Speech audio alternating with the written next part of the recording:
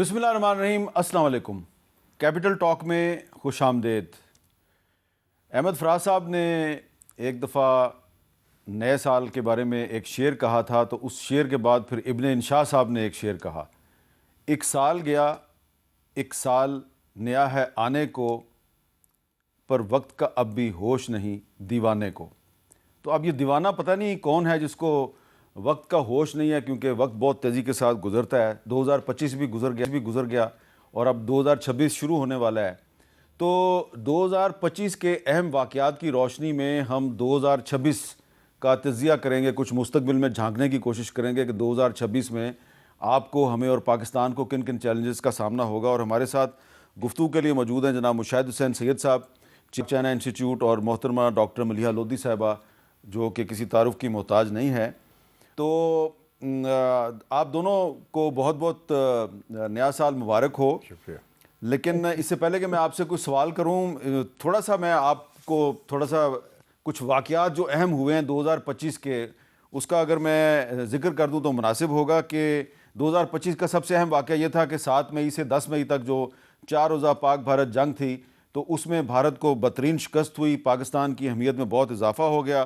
اور آج ایک طویل وقفے کے بعد اسپیکر قومی اسمبلی ایاز صادق صاحب اور بھارتی وزیر خارجہ جے شنکر کی ڈھاکہ میں ایک ملاقات بھی ہوئی ہے، لیکن شاید کسی بریک تھرو کی بھی توقع نہیں ہے. اور پھر اس کے بعد 13 جون کو اسرائیل نے ایران کے جوہری اور فوجی اہداف پر فضائی حملے کیے تھے. پھر اس کے بعد 3 ستمبر کو ایک بڑا اہم واقعہ ہوا کہ پہلی دفعہ چین نے ایک فوجی پریڈ میں اپنے ہائیڈروجن بم کی نمائش کی. اس پر بھی ہم نے آج بات کرنی ہے. اور پھر 9 ستمبر کو اسرائیل کا قطر کے دارالخلافہ دوحہ پہ فضائی حملہ ہوا، حماس کے رہنما اس کا نشانہ تھے. 17 ستمبر کو پاکستان اور سعودی عرب کے مابین ایک تاریخی دفاعی معاہدہ ہوا. 29 ستمبر کو امریکی صدر ڈونلڈ ٹرمپ نے اپنا جو غزہ امن پلان ہے اس کا اعلان کیا. پلان کا تو اعلان کر دیا، لیکن غزہ کو ابھی تک امن نہیں ملا. اور 26 دسمبر کو اسرائیل کی طرف سے صومالی لینڈ کو تسلیم کرنے کا اعلان کیا، جس کی کہ پاکستان نے اور بہت سے مسلم ممالک نے مذمت کی. اور پھر ایک اہم واقعہ ہوا جی 29 دسمبر کو روسی صدر پوٹن کی رہائش گاہ پر ایک ڈرون حملہ ہوا ہے، جس پہ ابھی تک دنیا جو ہے وہ حیران و پریشان ہے. اور پھر 30 دسمبر کو سعودی عرب کا یمن کے ساحلی شہر مکلا میں ایک فضائی حملہ ہوا ہے. اس میں دونوں ممالک تھے جو متحدہ عرب امارات اور سعودی عرب آمنے سامنے آ گئے. پاکستان نے کوشش کی کشیدگی میں کمی لانے کی. اور ایک اہم واقعہ جس کو ہم نے بہت اگنور کیا وہ سوڈان میں خانہ جنگی ہے، اور اس میں بھی یہ دونوں جو برادر اسلامی ممالک ہیں یہ آمنے سامنے ہیں. تو گفتگو کا آغاز ڈاکٹر صاحب آپ سے کروں گا. آپ کو تو مجھے بتانے کی ضرورت نہیں ہے، لیکن میں نے اپنے ناظرین کو تھوڑا ان کی جو میموری ہے اس کو تازہ کیا کہ کون کون سے اہم واقعات ہوئے ہیں. آپ کو کیا لگ رہا ہے کہ یہ جو پچھلے سال یعنی کہ 2025 کے جو اہم واقعات ہیں، اس کی روشنی میں 2026 میں پاکستان کے لیے سب سے بڑا چیلنج کیا ہوگا؟ دیکھیے، میری نظر میں تو سب سے بڑا چیلنج گھر پہ ہے. اور کہاوت ہے کہ all foreign policy begins at home, یعنی کہ خارجہ پالیسی جو ہوتی ہے وہ گھر سے ہی شروع ہوتی ہے اور گھر پہ ہی آ کے ختم ہوتی ہے. تو میں سمجھتی ہوں کہ آپ نے تو فارن پالیسی کے حوالے سے چیلنجز کی آئیڈینٹیفیکیشن کی، لیکن سب سے بڑے چیلنجز گھر پہ ہیں، اور وہ آپ کو معلوم ہے کیا ہیں. وہ ہیں، ظاہر ہے اس وقت سیاسی اسٹیبلٹی نہیں ہے، پولیٹیکل کام نہیں ہے. ساتھ ساتھ میں سمجھتی ہوں کہ یہاں پر جو ملیٹنٹ وائلنس کا اضافہ ہوا ہے اس کو قابو پانا میں سمجھتی ہوں بہت بڑا چیلنج ہے. ساتھ ساتھ اکانومی اسٹیبلائز ضرور ہوئی ہے اور اس میں گورنمنٹ کو کریڈٹ ملنا چاہیے، لیکن اسٹیبلائزیشن سے اکنامک گروتھ تک پہنچنا جو ہے وہ ابھی جو آپ کہہ سکتے ہیں پاتھ جو ہے وہ شروع نہیں ہوا، وہ راستہ ابھی نہیں اپنایا گیا پاکستان کی طرف سے. جہاں تک خطے کا تعلق ہے، ظاہر ہے وہاں بھارت کے ساتھ ہماری کشیدگی جاری ہے، کوئی ڈائیلاگ نہیں ہے. ہاں، 2 لوگوں نے ہاتھ ضرور ملائے بنگلہ دیش میں جس کا آپ نے ذکر کیا، لیکن جیسے آپ نے بھی کہا اس کا مطلب یہ نہیں کہ کوئی بریک تھرو ہو رہا ہے یا کوئی آئس میلٹ کر رہی ہے، کوئی اس طرح کی چیز نہیں ہے. پھر یہ کہ افغانستان کے ساتھ ہمارے جو تعلقات ہیں وہ ابھی بھی میں سمجھتی ہوں کہ دے آر ان کرائسس. ان کو بگڑنے سے اور روکنا چاہیے، بیکاز دیکھیں پاکستان کی پچھلے 70 سال سے کیا ترجیحات رہی ہے to avoid a 2 front situation. لیکن اس وقت ہمیں 3 فرنٹ کا سامنا ہے، بھارت، افغانستان اور اندرون فرنٹ جو ہے ہمارا، یعنی کہ ملیٹنٹ وائلنس، اکنامک اسٹیگنیشن اور اس کے ساتھ ساتھ پولیٹیکل پولرائزیشن. تو میں سمجھتی ہوں کہ دیکھیں، ایک چیز میں نے ہمیشہ کوشش کی ہے آرگیو کرنے کی، وہ یہ ہے کہ ٹھیک ہے فارن پالیسی پہ آپ ضرور گینز کریں، اچیومنٹس کریں، بڑی اچھی بات ہے، پاکستان کے لیے اچھا ہے، لیکن اس کے ساتھ ساتھ اگر گھر آپ کا جو ہے وہ فکس نہیں ہوتا تو پھر اس فارن پالیسی کا میری نظر میں تو کوئی خاص فائدہ نہیں ہے. وہ گینز جو ہیں وہ بالکل ہی شارٹ رن رہیں گے اور اس کا ہماری عوام کو کوئی فائدہ نہیں ہوگا. شاید ہماری ایلیٹ کو ہو فائدہ لیکن عوام کو نہیں ہوگا. اچھا مشاہد حسین صاحب، ڈاکٹر صاحبہ جو ہے وہ کہہ رہی ہیں جی کہ پولیٹیکل سٹیبلٹی کے بغیر فارن پالیسی میں کامیابیوں کا ہمیں کوئی فائدہ نہیں ہے، تو آپ ایگری کرتے ہیں ان سے؟ بیسکلی اس میں کوئی ڈاؤٹ نہیں کہ جی بنیاد جو ہے، کہتے ہیں نا set your house in order, وہ پہلی پرائرٹی ہوتی ہے. میں تو آپ کو پتا ہے کہ پچھلے 2-3 سالوں سے یہی کہہ رہا ہوں کہ ہیلنگ ٹچ کی ضرورت ہے، اور خاص طور پہ پاکستان میں ایک خلیج جو پیدا ہوئی ہے سیاسی حوالے سے، جو سب سے مضبوط قوت اور سب سے مقبول قوت میں ایک اتنا بڑا جو فاصلہ ہے، اور وہ فاصلہ قریب نہیں ہوا. اور معیشت کا بھی بات بالکل ٹھیک ہے، آئی سی یو سے نکل آئے ہیں، لیکن ابھی تک وہ اس کے فوائد ہمیں نہیں ملے فارن ڈائریکٹ انویسٹمنٹ کے. اور ایک اور سب سے بڑا ایشو ہے، گورنمنٹ کی پہلی پرائرٹی کیا ہوتی ہے؟ Protecting the lives of citizens. Terrorism 10 سالوں سے سب سے زیادہ بڑا ہے. تو ہمارا جو فارن پالیسی کی کامیابی، وہ میں سمجھتا ہوں کہ 2025 میں اٹ واز پاکستان's فائنسٹ آور، بہترین لمحہ تھا 1998 کے بعد جب ہم نیوکلیر پاور بنے تھے، اور ایک اسٹرینتھ مل گئی، اور وہی ایک بنیاد ہے آپ کی ڈیفنس کی. اور اس دفعہ بھی ہمیں ایک اسٹریٹجک سپیس مل گئی ہے، اس سے بیرونی دباؤ کم ہو گیا ہے، اور ہمیں ایک اٹانومی ہے فارن پالیسی میں. لیکن جو بنیادی ایشوز ہیں، جسے میں کہتا ہوں دست شفا کی ضرورت ہے، ہیلنگ ٹچ، وہ پاکستان کی پیراماؤنٹ رسپانسبلٹی ہے ملک کے اندر. اچھا، آپ نے ٹیررزم کا ذکر کیا جی، تو اگر ہم اعداد و شمار کو دیکھیں تو 2025 جو ہے وہ دہشت گردوں کے لیے بہت بدترین سال تھا. فیکٹس بتاتے ہیں کہ 2115 دہشت گرد جو ہیں وہ مارے گئے ہیں مختلف آپریشنز میں، اور اس میں سیکیورٹی فورسز کا بھی کافی نقصان ہوا ہے، عام شہری بھی مارے گئے. لیکن یہ 2011 کے بعد جو ہے بہت بدترین سال تھا دہشت گردوں کے لیے بھی اور عام شہریوں کے لیے بھی. تو آپ یہ نہیں سمجھتے کہ 2024 میں دہشت گردی میں 1950 لوگ مارے گئے، جبکہ اس سال دہشت گردی بڑھی لیکن دہشت گردوں کی اموات کی تعداد میں بھی اضافہ ہوا ہے؟ تو یہ پاکستان کی کامیابی نہیں ہے؟ میں سمجھتا ہوں کہ دہشت گردوں کی اموات میں ضرور اضافہ ہوا ہے، ٹھیک، بڑا اچھا ہے، لیکن دہشت گردی میں بھی بہت اضافہ ہوا ہے. ہاں، یہ مائنڈ سیٹ ہے جو ویٹنام میں ہوتا تھا، جسے کہتے ہیں کل لسٹ، کہ آج کتنے بندے ویٹ کانگ مارے. وہ تو مار رہے ہیں آپ، لیکن وہ دہشت گردی بھی پھیلی جا رہی ہے نا، اس کا رکاوٹ. ہر روز کوئی آپ کے فوج سے یا پولیس سے یا ایف سی سے لوگ شہید ہو رہے ہیں. روز کوئی نہ کوئی مجھے فوٹو آتی ہے جنازے کی. تو یہ تو اس کا مطلب ہے کہ دہشت گرد بھی مارے جا رہے ہیں. 2026 کا سب سے بڑا چیلنج دہشت گردی ہے.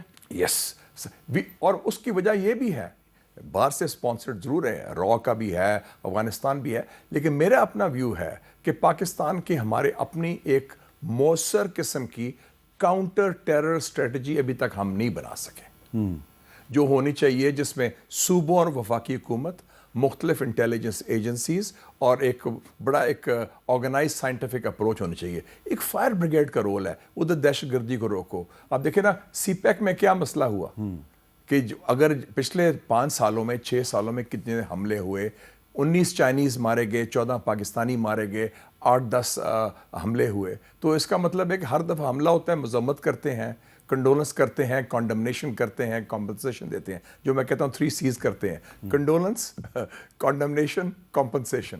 اس کے بعد کہتے ہیں جی ہم کیفر کردار تک پہنچائیں گے. پتہ نہیں کتنے کہ لوگ کیفر کردار تک پہنچا تو دیے، لیکن دہشت گردی میں کمی تو نہیں آئی نا. اور 10 سالوں کے بعد اسلام آباد میں بھی دہشت گردی ہوئی نومبر میں، فرسٹ ٹائم خودکش حملہ ہوا. تو یہ اس کا مطلب ہے کہ یہ ایشو جو ہے بڑا important. So politics, economy and counter terrorism, یہ سب سے بڑا چیلنج ہے. باقی خارجہ پالیسی اور ڈیفنس سیکیورٹی کے حوالے سے جیسے میں نے کہا کہ وہ بڑا اچھا رہا. اور بہت اچھی ہمارے اسٹریٹجک اسپیس ہے، لیکن ساتھ ساتھ یہ اس کو سیگمنٹ نہیں کر سکتے کہ ہول آف نیشن اپروچ ہونی پڑے گی۔ اچھا ڈاکٹر ملیحہ لودھی صاحبہ، آپ کا ایک میں آرٹیکل پڑھ رہا تھا کل پرسوں، تو اس میں آپ نے یہ ایڈوائز کیا حکومت کو کہ پاکستان کو غزہ میں اپنی فوج نہیں بھیجنی چاہیے۔ تو اب اسحاق ڈار صاحب جو ہیں انہوں نے ایک پبلک پوزیشن لے لیا، وہ کہہ رہے ہیں جی کہ اگر ہماری فوج کو وہاں بھیج کے آپ نے حماس کو ڈس آرم کرنا ہے تو ہم تو اپنی فوج نہیں بھیج رہے۔ تو آپ کو نہیں لگتا کہ اگر پاکستان اپنی فوج نہیں بھیجتا تو یہ جو ہمارے ٹرمپ صاحب کے ساتھ بڑے اچھے تعلقات چل رہے ہیں تو یہ تعلقات جو ہیں ان پہ اثر پڑ سکتا ہے؟ حامد، کیا چیز زیادہ ضروری ہے، پاکستان کے نیشنل انٹرسٹ یا ٹرمپ کو خوش رکھنا؟ میں سمجھتی ہوں کہ پاکستان کا national interest should be supreme. اسی لیے میں نے آرگیو کیا اس کالم میں کہ اس وقت کوئی ایسی صورتحال نہیں ہے کہ جس میں پاکستان کو اپنی فوجیں بھیجنی چاہیے غازہ میں، بیکاز وہ پورا پیس پلان جو ہے نا حامد ٹرمپ کا، وہ سارا ہی لگتا ہے کہ انریول کر رہا ہے۔ اب تک انہوں نے کیا ہی کیا؟ ان کو تو اناؤنس کرنا تھا، اب انہوں نے کہا تھا ٹرمپ انتظامیہ نے کہ کرسمس تک ہم اناؤنس کر دیں گے بورڈ آف پیس۔ انہوں نے کہا تھا کہ ہم وہ جو ٹیکنوکریٹک کمیٹی بنانی ہے ڈے ٹو ڈے گورننگ کے لیے غازہ کی، وہ بھی ہم اناؤنس کر دیں گے، نہیں کی۔ آج تک ایک ملک نہیں ہے جس نے ٹروپس کمٹ کیے ہیں ٹو دی اسٹیبلائزیشن فورس۔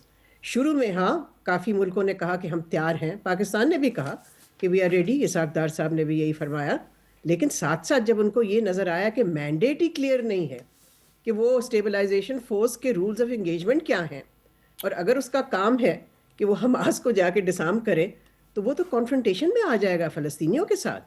دیکھیں کل کو، اور میں نے یہی آرگیو کیا ہے، کل کو فوجیں ہماری جاتی ہیں اور ایک کلیش ہو جاتا ہے between are soldiers and Palestinians, اس کا کیا اثر ہوگا؟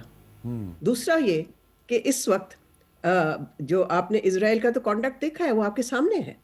جب سے یہ سیز فائر ہوا ہے اکتوبر میں، تب سے انہوں نے 400 سے زیادہ فلسطینیوں کو شہید کیا ہے۔ انہوں نے سیز فائر کو آنر نہیں کیا، اور تاریخ ہمیں یہ بتاتی ہے کہ اسرائیل نے کبھی کسی ایگریمنٹ پہ ابائڈ نہیں کیا، ہمیشہ وہ وائلیٹ کرتے آ رہے ہیں۔ میں نہیں سمجھتی کہ پرائم منسٹر نیتن یاہو کو کوئی دلچسپی ہے امن میں، ابھی بھی جو کل پرسوں ملاقات ہوئی صدر ٹرمپ اور نیتن یاہو کے درمیان، اس میں کیا ہوا؟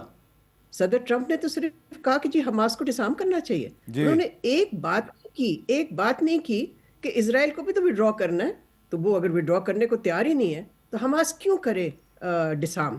پھر یہ کہ دیکھیں فوجیں آپ بھیجنا چاہتے ہیں جبکہ ایک اسٹیبلائزیشن فورس کو ایک پارٹی ماننے کو تیار نہیں ہے جو حماس ہے، تو وہ کیسے افیکٹو ہوگی؟ پھر دیکھیں ہر پیس کیپنگ فورس ہو یا پیس انفورسمنٹ فورس ہو تو اس کو دونوں پارٹیز کی رضامندی کی ضرورت ہوتی ہے، دین وہ افیکٹو فنکشن کر سکتا ہے۔ اگر ایک پارٹی تیار ہی نہیں ہے اور دوسری پارٹی سیز فائر کو وائلیٹ کرتی جا رہی ہے تو یہ اسٹیبلائزیشن فورس جو ہے یہ کرے گا کیا؟ اور پھر میں یہ بھی سمجھتی ہوں کہ دیکھیں اس وقت فوکس ہمارا گھر پہ ہونا چاہیے۔ ہم وی آر فیسڈ ود 2 صوبے ہمارے ڈی اسٹیبلائز ہو رہے ہیں، جیسے آپ نے بھی ابھی ذکر کیا کہ اس وقت ملیٹنٹ وائلنس جو ہے وہ ایک ریکارڈ ہائی پہ چلی گئی ہے 10 سال، یعنی ان ٹرمز آف کیجولٹیز۔ تو یہ ہمارا فوکس یہاں بھی ہونا چاہیے۔ اور دوسرا یہ کہ اتنی ٹرموائل ہے اس وقت مڈل ایسٹ میں، جس کا آپ نے پہلے بھی ذکر کیا کہ ایک طرف سے UAE اور سعودی عربیہ کی کشیدگی میں اضافہ ہوا ہے، پھر یہ کہ یہ جو پیس پلان ہے اس کا پتہ ہی نہیں ہے، یہ فالٹر کر رہا ہے، پھر صدر ٹرمپ کہیں بھی ویسے تو تڑیاں دیتے رہتے ہیں سب کو، لیکن کہاں انہوں نے کچھ کروایا ہے؟ مجھے ذرا بتا دیں ذرا۔ اچھا ذرا صدر ٹرمپ صاحب نے جو جنگ بھی نہیں بند کرا سکے، نہ غازہ میں سیز فائر امپوز کرا سکے، انہوں نے جو پورا اسرائیل کی طرفداری میں انہوں نے پوزیشن لی ہے۔ ایک جو آپ نے ان کا ذکر کیا ہے ان کے الفاظ کا ذرا صدر ٹرمپ صاحب کے ذرا الفاظ سنا دیں جی، انہوں نے حماس کو ڈسارم کرنے کے بارے میں کیا بات کی ہے؟ Countries that were with them wanted the deal to be made, agreed that they would disarm. Those same countries will go and wipe them out. They don't even need Israel. We have 59 countries that signed on, big countries, countries that are outside of the Middle East. They want to go in and wipe out Hamas. They want to do it because it's the right thing to do, because they were for the deal based on the fact that Hamas pledged, they swore that they were going to disarm. Now, if they're not going to disarm, those same countries will wipe out Hamas. Wipe out Hamas 59 یہ تو countries کے فضول بارے بات. میں یہ- دعویٰ کر یہ- رہے یہ ہیں. جھوٹ- اور اسحاق یہ ڈار جھوٹ- صاحب نے کیا کہا ذرا وہ بھی سن لیں. اسحاق کیا کہا؟ بڑی کلیئرٹی ہے سول ملٹری لیڈرشپ میں. ہماری اس میں بڑی کمپلیٹ انڈرسٹینڈنگ ہے. ہم پیس کیپنگ، سوشل، ہیومینیٹیرین وہ سارے کر سکتے ہیں. لیکن اگر یہ کہیں کہ ہم جا کے لڑنا شروع کر دیں، حماس کو ڈسارم کریں، ڈی ویپنائز کریں، ان کے ٹنلز جو ہے وہ اس کو جا کے ختم کریں جو حماس نے آج تک بنائی ہیں، وہ اٹس ناٹ اوور جاب. تو وہ یعنی وہ ایک مسلمان کو مسلمان سے لڑانے والی بات. تو it is not our job. جی ڈاکٹر صاحبہ آپ ایگری کرتی ہیں جو اسحاق ڈار صاحب کہہ رہے ہیں وہ ٹھیک کہہ رہے ہیں؟ جی بالکل درست کہا انہوں نے. اور باقی جتنے ملک جیسے میں نے پہلے بھی ذکر کیا جنہوں نے انٹرسٹ شو کیا تھا کہ وہ اپنی فوجیں بھیجنا چاہتے ہیں وہ بھی پیچھے ہٹ گئی ہیں. اور کیوں ہٹی ہیں؟ ان کو نظر آ رہا ہے نا کہ ہو کیا رہا ہے. ٹھیک تو صدر ٹرمپ کا یہ کہنا کہ یہ ملک سب تیار ہیں، ایک ملک نہیں ہے اس وقت جس نے فرملی کمٹ کیا ہے ٹروپس ٹو غزہ. اچھا اس پہ ایک میں مشاہد صاحب سے بات پوچھنا چاہ رہا ہوں. جی جی مشاہد صاحب انڈونیشیا نے تو کمٹ نہیں کیا. انڈونیشیا کو کہا گیا تھا، انہوں نے جزوی طور پر کہا تھا کہ ہم دیکھیں گے 20,000 انہوں نے کہا 20,000 دیں گے ان کے پریزیڈنٹ نے سوبیانتو نے. لیکن وہ فرم کمٹمنٹ نہیں تھی، وہ ایک رضامندی تھی کہ دیکھ لیں گے، we are ready for that اگر پیس کیپنگ ہو. ٹرمز ابھی اسپیسیفائی نہیں. لیکن یہ جو اسرائیل نے اب صومالی لینڈ کو تسلیم کیا ہے اس پہ پاکستان نے بھی مذمت کیا ہے، اور پاکستان نے یونائٹڈ نیشنز کے فورم پہ بڑے واضح الفاظ میں کہا ہے کہ یہ صومالی لینڈ کو تسلیم اس لیے کیا گیا ہے کہ یہ فلسطینیوں کو غزہ سے ایکسپیل کر کے وہاں پہ بسانا چاہتے ہیں. تو یہ تو بڑا خطرناک منصوبہ ہے. دیکھیں جی اللہ کی شان دیکھیں کہ 7 اکتوبر 2023 کو جو سب سے بڑا ٹیررسٹ دنیا کا بنجمن نیتن یاہو نے اعلان کیا تھا کہ ہمارا ایک آبجیکٹو ہے اس جنگ کا، جینوسائڈ کا رادر، کہ ہم خدا نہ خواستہ حماس کو صفحہ ہستی سے مٹا دیں گے، جو وائپ آؤٹ آپ نے کہا. اللہ کی شان دیکھیں کہ امریکن پریزیڈنٹ حماس کی بات کر رہا ہے 3 سال بعد. وہ بھی حماس سے نیگوشیشن ہو رہے ہیں موساد کے. حماس بیٹھا ہوا ہے دوحہ میں، تو حماس قائم اور دائم ہے، 30,000 ان کی فوج قائم اور دائم ہے شہادتوں کے باوجود. اور حماس ایک اور چیز میں واضح کر دوں، ایک جینوئن تحریک آزادی ہے، ٹیررسٹ نہیں ہے.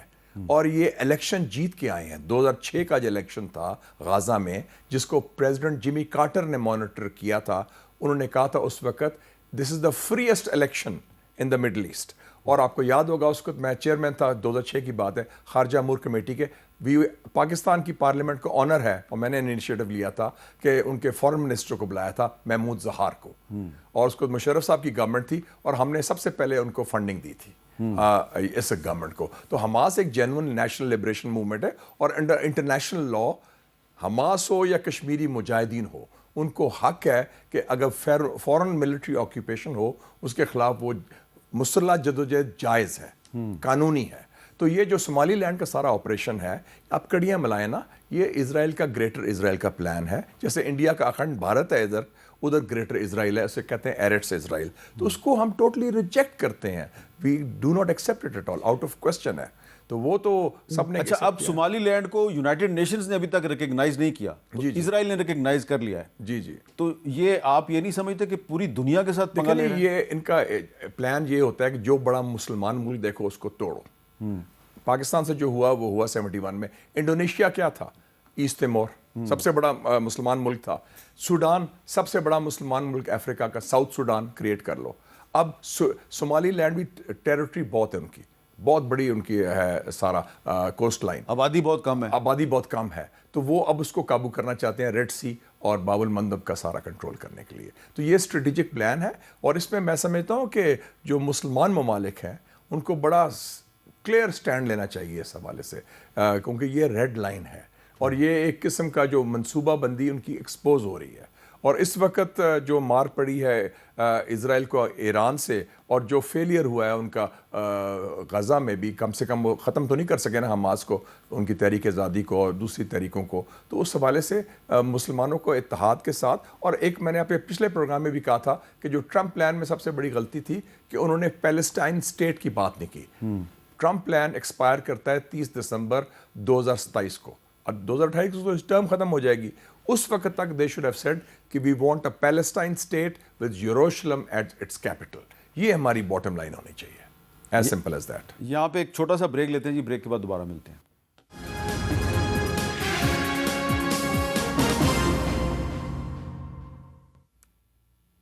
کیپٹل ٹاک میں دوبارہ خوش آمدید. ڈاکٹر ملیحہ لودھی صاحبہ, آپ کو کیا لگتا ہے کہ اگر یہ نیتن یاہو صاحب جو ہیں یہ باز نہیں آتے اور یہ غزہ میں امن قائم کرنے کی بجائے وہاں سے پیلسٹینینز کو ایکسپیل کرنے کی کوشش کرتے ہیں, تو اس سے آپ کو دنیا جو ہے اس میں ایک نئی جنگ پیدا ہونے کا خطرہ نہیں نظر آ رہا؟ جی بالکل حامد, اگر یہ اس کا پلان ہے نیتن یاہو کا, جو کہ شروع سے رہا ہے, بلکہ ایک وقت پہ تو ٹرمپ نے بھی کہا کہ ہاں فلسطینیوں کو باہر جو ریجنل ملک ہیں, جو نیبرنگ کنٹریز ہیں, وہاں پر سیٹل کر دیا جائے اور اس کو ایک ریزورٹ بنا دیا جائے. آپ کو یاد ہوگا نا یہ؟ جی جی. تو یہ تو دونوں کہہ چکے ہیں کہ دونوں کو فلسطینیوں کو وہاں سے بے گھر کیا جائے اور اس علاقے کو کوئی بہت ہی زبردست قسم کا ایک ٹورسٹ ریزورٹ بنا دیا جائے. لیکن دیکھیں, یہ کہنا آسان ہے, کرنا مشکل ہے. اگر یہ کرنے کی کوشش کرتے ہیں اس طرح کی کوئی چیز, یعنی کہ نیتن یاہو, ایک تو صاف ظاہر ہے کہ وہ پیس امن میں انٹرسٹڈ ہی نہیں ہے. اس نے کچھ کیا ہی نہیں ہے اس پیس پلان کو آگے لے جانے کے لیے. جیسے میں نے پہلے بھی عرض کیا, سیز فائر کی وائلیشنز کرتے رہے ہیں, میرا خیال ہے 900 سے زیادہ ہو چکی ہیں. 970 پچھلے 970. ہاں okay exact number, okay, more than 900 in the last 2 months. تو اس طرح کی چیز کہ ان کو بالکل بے گھر کر دینا, ان کو وہاں سے نکال دینا, میں نہیں سمجھتی اٹ از پاسبل. پھر ایک اور بھی چیز جس کا میں ذکر پہلے بھی کرنا چاہ رہی تھی, وہ یہ ہے, وہی پیس پلان کے حوالے سے, کہ 16 دسمبر کو دوحہ میں سینٹ کام نے ایک کانفرنس بلائی, اور اس کانفرنس میں ان ملکوں کو بھی دعوت دی جو کہ ٹروپس بھیجنا چاہتے تھے یا ابھی بھی بھیجنا چاہتے ہیں, depending on the mandate.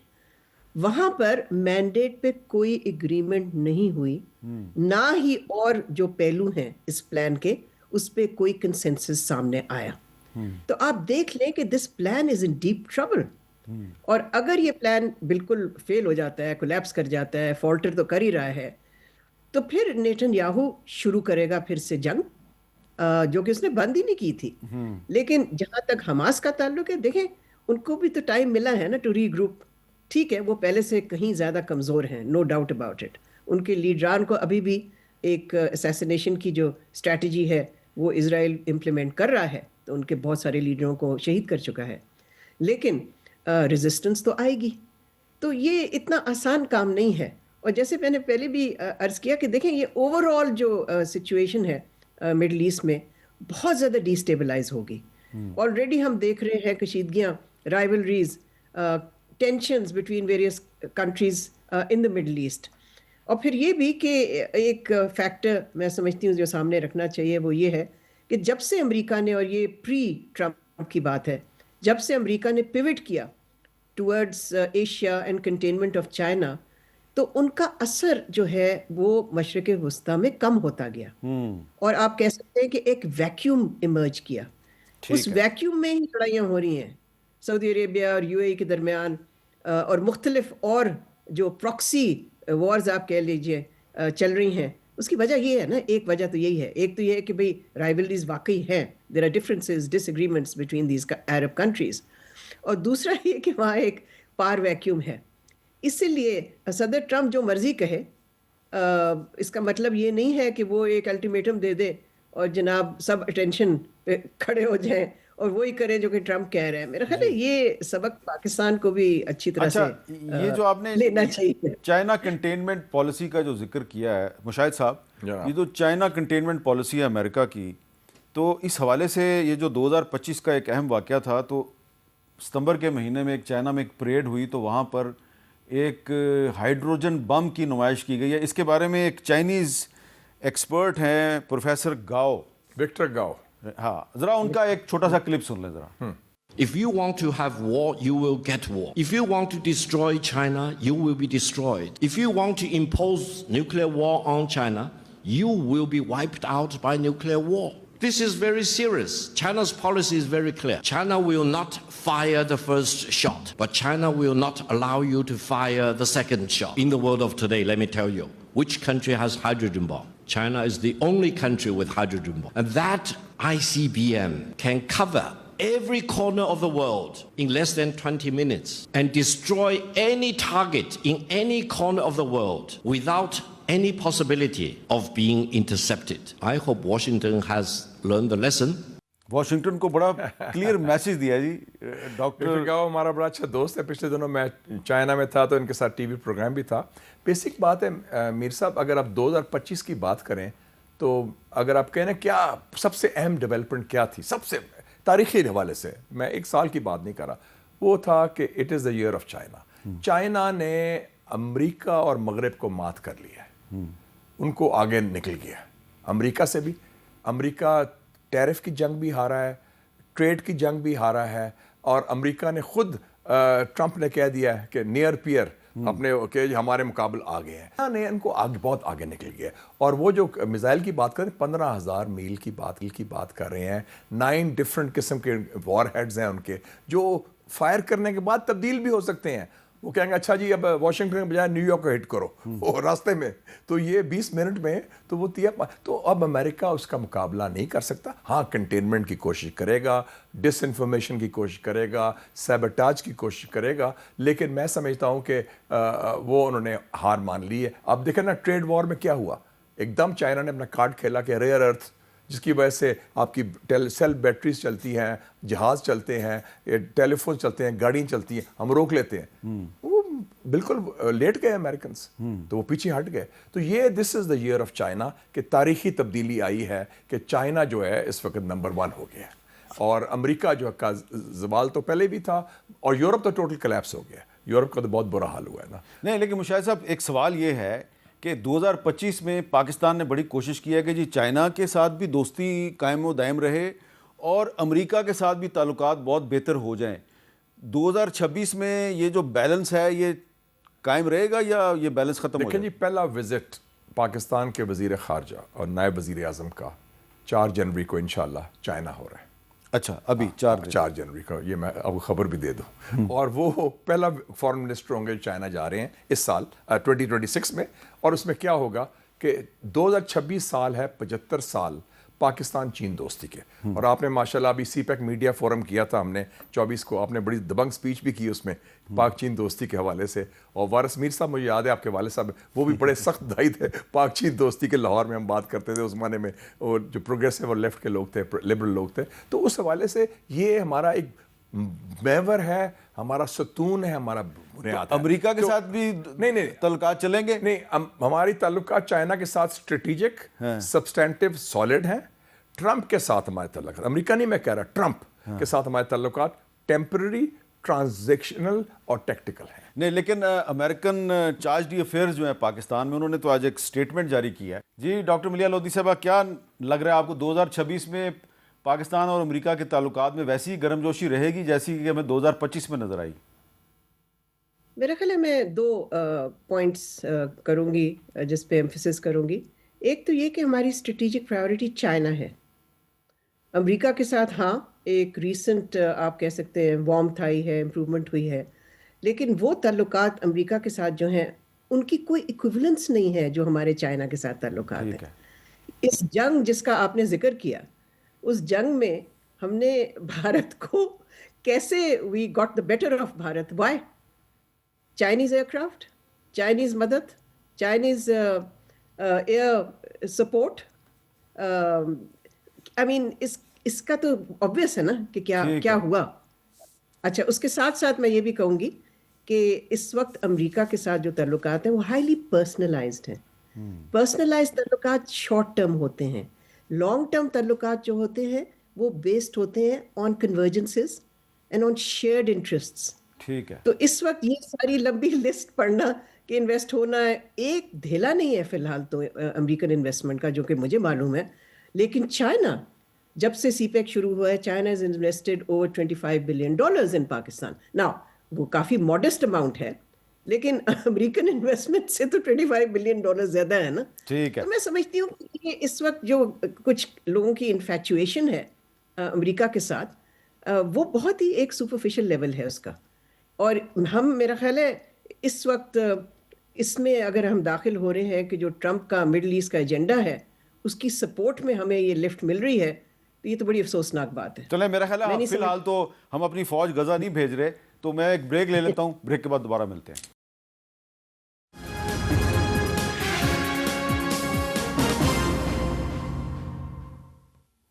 Capital talk میں دوبارہ خوش آمدید. مشاہد صاحب, یہ جو 2026 ہے, 2026 میں جو قائد اعظم کی 150ویں سالگرہ بھی تو آ رہی ہے.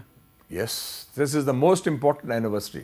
اس لیے قائد اعظم نے پاکستان کو ہمیں آزادی دی, ہم آزاد ملک کے آزاد باشندے, اور جو ٹو نیشن تھیوری ہے, جو بنیاد ہے پاکستان کے نظریہ پاکستان کی, دو قومی نظریہ, وہ اب زندہ ہو گیا ہے بنگلہ دیش میں بھی, اور انڈیا نے جو کر رہا ہے وہ اس سے ثابت ہو گیا کہ قائد اعظم کی جو سوچ تھی, قائد اعظم کا نظریہ تھا, وہ تاریخ لیکن صحیح ثابت کیا. آج کا پاکستان کیا قائد اعظم کا پاکستان ہے؟